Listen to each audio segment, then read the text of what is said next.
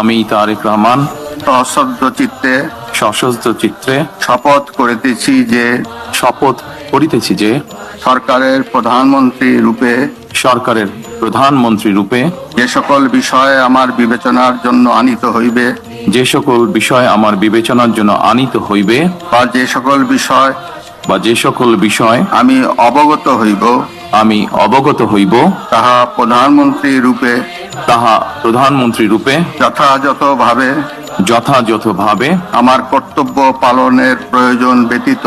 আমার কর্তব্য পালনের প্রয়োজন ব্যতীত প্রত্যক্ষ বা পরোক্ষভাবে কোনো ব্যক্তিকে জ্ঞাপন করিব না বা কোনো ব্যক্তির নিকট প্রকাশ করিব না ধন্যবাদ। মাননীয় প্রধানমন্ত্রীকে পদের শপথ ও গোপনীয়তার শপথ স্বাক্ষর করার জন্য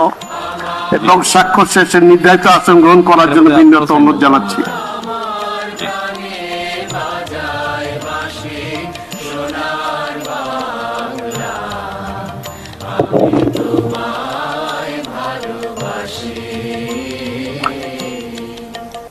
আমার সোনার